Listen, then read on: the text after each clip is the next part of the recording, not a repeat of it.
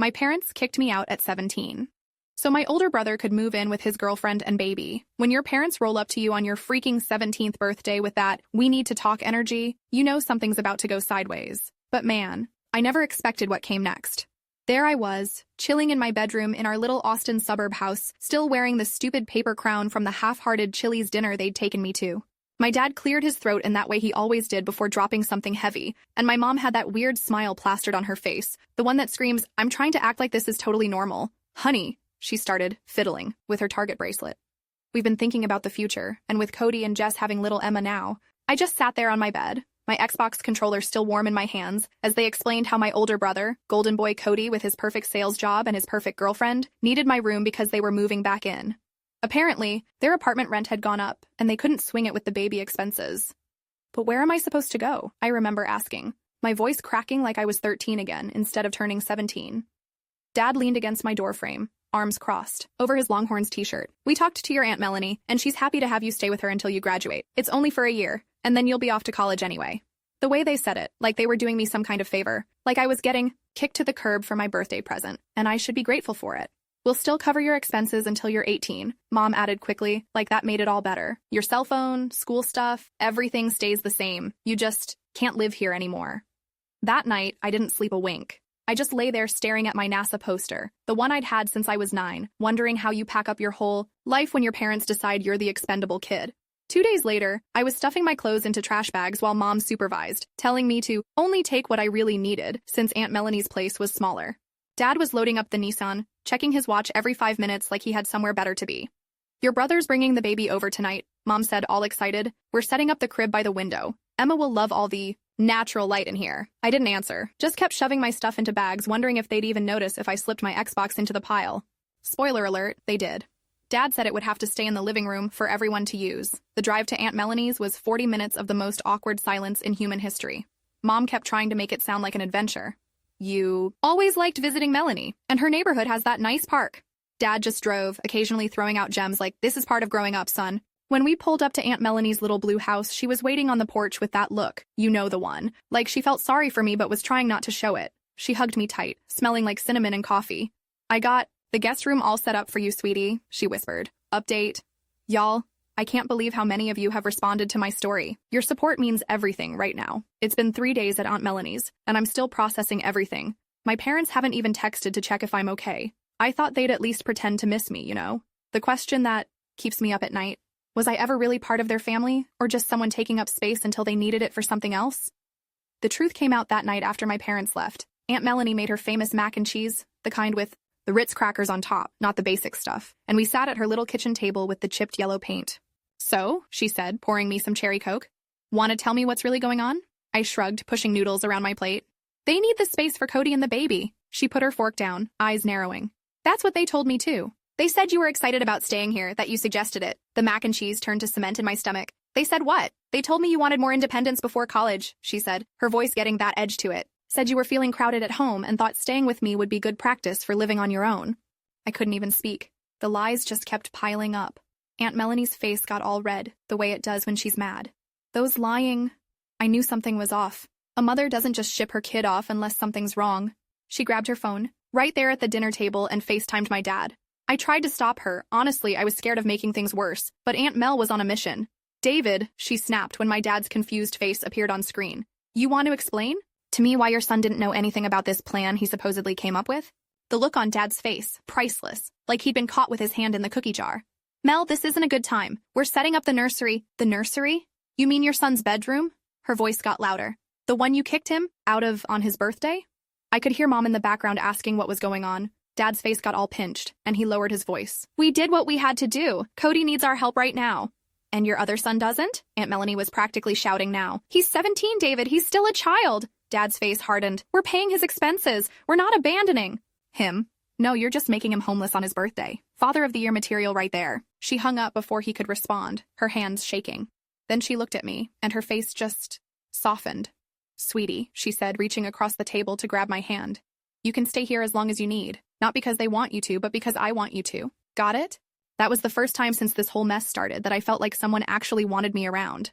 The next morning, my phone blew up with texts from Dad, all about how I'd betrayed their trust by twisting the situation to Aunt Melanie. Mom sent a long paragraph about how disappointed she was that I couldn't be mature about this family decision. Aunt Melanie just rolled her eyes when I showed her. "Block 'em," she said, sliding a plate of French toast across the counter. "At least for today. Give yourself some space to breathe." So I did, and it felt good, like taking off shoes that were too tight. That afternoon, while Aunt Melanie was at work, she's an office manager at a dentist's, I sat on the bed in her guest room, my room now, I guess, and opened Reddit. I'd been lurking for years but never really posted much. Something made me start typing. My parents kicked me out at 17 so my older brother could move in with his girlfriend and baby, I wrote, and then just word vomited the whole story. I didn't expect much, maybe a few people telling me to suck it up or whatever. But holy crap, that post blew up. Like thousands of upvotes, hundreds of comments, people sharing similar stories, offering advice, telling me my parents were toxic. Some lawyer types even chimed in saying what they did might not be legal since I was a minor. The validation was like a life raft I didn't know I needed. All these strangers on the internet cared more about my well-being than my own parents did. Chaipi. Post spread beyond Reddit. My cousin Janie called me, all fired up after seeing it. Turns out she follows the same subreddit. What are the odds? Then my uncle from my dad's side texted to check if I was okay.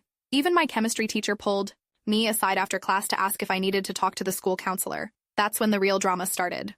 Dad called, absolutely livid. "You need to take down that post right now," he growled through the phone. "People are calling us, asking what kind of parents would do something like this. Your mother is crying." I didn't say anything. "Did you hear? Me take it down." "No," I said, surprising even myself with how steady my voice was. "What did you just say to me?" I said no. I didn't lie about anything. "You're making us look bad. Is that what you want? To punish us?" The old me would have caved. The me from a week ago would have apologized and deleted everything. But something had shifted. "I'm not trying to punish anyone. I'm just telling the truth." He hung up on me. 5 minutes later, Cody called. My brother, who hadn't reached out once since this whole mess started. "Hey, can we meet up?" he asked, sounding weirdly nervous. "Just you and me. No mom and dad. There's stuff we should talk about." I told him I'd think about it and hung up. Then I blocked his number too. Aunt Melanie found me sitting on the back porch that evening, staring at nothing. She sat next to me on the steps, not saying anything for a long time. "Your mom called me," she finally said. "Threatened to stop sending money for your expenses if I don't get you under control."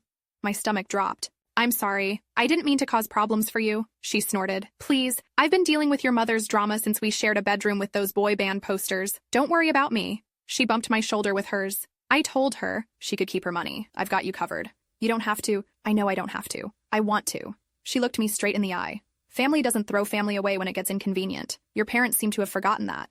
Update. Wow, this story keeps evolving, and your comments are giving me strength.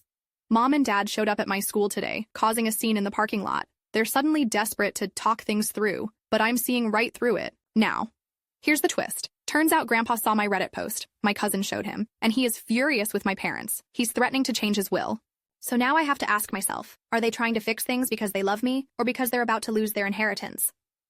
A week later, my parents ambushed me outside of school. I was walking to my friend Marco's car. He'd been giving me rides since Aunt Melanie's place was too far to walk, when I spotted their SUV parked by the exit. Mom was out of the car before I could retreat, speed walking toward me in her work clothes, Dad trailing behind like he'd rather be anywhere else. "We need to talk," Mom said, reaching for my arm. I stepped back. "I'm good, thanks." "This has gone on long enough," Dad cut in. "Your grandfather is threatening to cut us out of his will because of that post of yours." And there it was. The real reason for this sudden interest in reconciliation. "That's why you're here? Because Grandpa's mad?" Mom had the decency to look embarrassed. "No, honey, we're here because we miss you, and we're worried."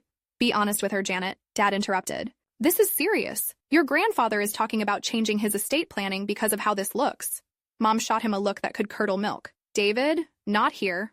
But Dad was on a roll. 30 years I've been managing his investments, waiting for him to finally let go of the purse strings, and now you're going to blow it all because you couldn't handle a little family adjustment? I stared at him, finally seeing the whole picture. "That's what this is about? The money?" "Don't be naive," Dad said. "Everything's about money eventually. Your brother needed help and we made a practical decision.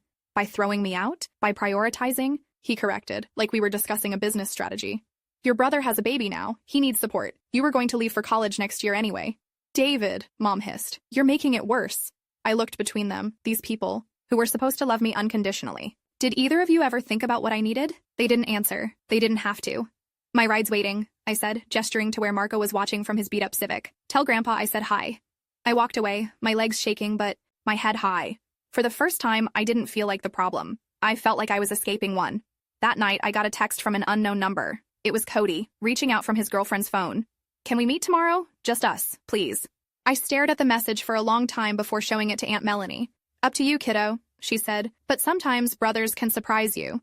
So the next day I found myself sitting at a Starbucks near Aunt Melanie's place nursing a frappuccino. I wasn't really drinking. Cody walked in 10 minutes late, looking tired in a way I'd never seen before. No baby, no girlfriend, just my brother, looking like he'd aged 5 years in 2 weeks. Thanks for coming, he said, sliding into the chair across from me. He had a plain black coffee that he didn't touch. What do you want, Cody? He stared at his hands. To apologize. I should have said something when they told me their plan. I should have. He trailed off, then looked up. I should have been a better brother. I didn't know what to say to that. After everything, a simple, I'm sorry, seemed inadequate. I didn't know they were going to spring it on you like that, he continued. They told me you were cool with it, that you and Aunt Mel had already worked it all out. Well, they lied, I said flatly. Yeah, I figured that out. Too late, but... He ran a hand through his hair. Look, I messed up, but I want you to know that I'm not living at the house anymore. That surprised me. What? Jess and I got into it with Mom and Dad last weekend. About you, about the Reddit post, about everything. They kept saying you were being dramatic, that they were just trying to help me.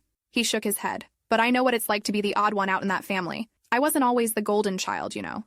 I raised an eyebrow, skeptical. Before the sales job, before Jess, I was the screw-up, the one who couldn't get his act together. It wasn't until I started making decent money that they suddenly decided I was worth investing in.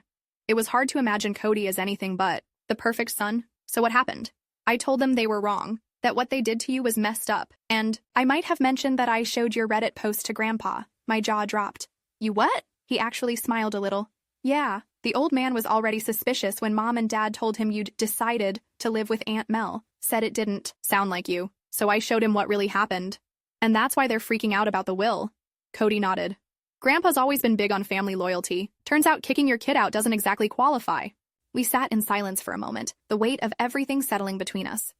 Jess and I found a place near her mom's, Cody finally said. It's small, but it works. I couldn't stay there after what they did to you.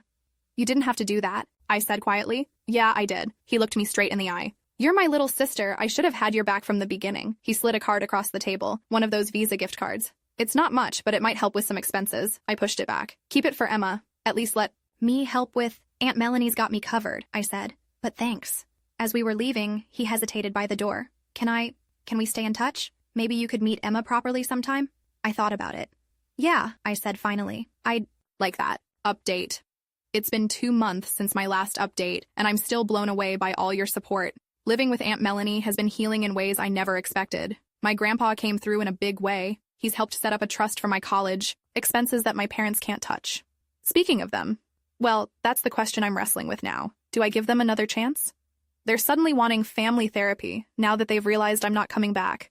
But after everything, is forgiveness even on the table? Everything changed 3 weeks later when Grandpa showed up at Aunt Melanie's door. I was doing homework at the kitchen table when I heard the familiar rumble of his old Ford truck pulling into the driveway.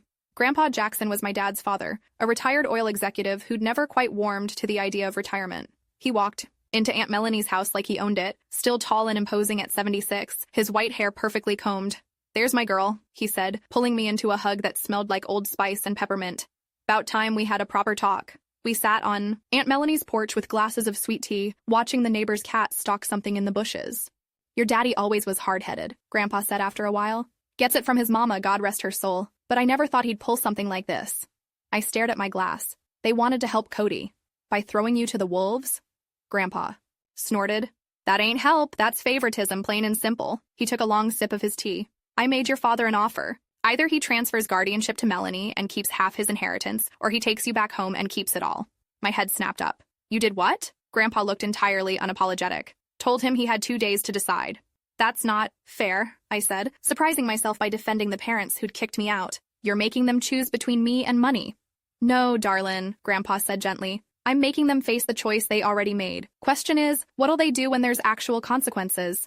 I found out the next morning. My parents filed guardianship papers transferring custody to Aunt Melanie. They chose the money, half of it anyway, over bringing me home. It should have hurt more than it did, but somehow it just felt like confirmation of something I already knew. Aunt Melanie made it official, signing the papers that made her my legal guardian until I turned 18.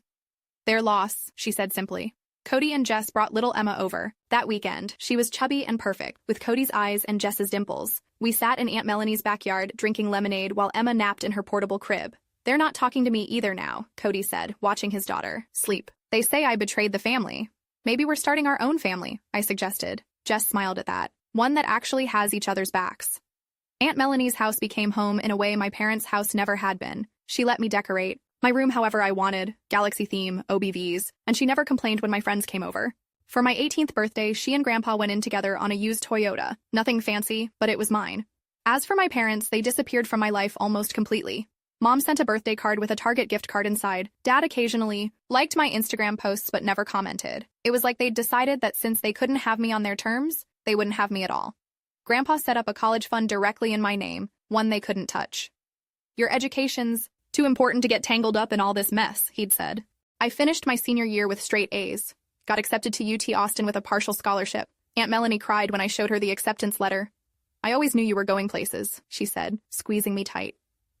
The day I graduated high school, I spotted my parents in the audience. They didn't come find me afterward, just watched from a distance as Aunt Melanie, Grandpa, Cody, Jess, and baby Emma surrounded me for photos. My real family circled around me like a shield.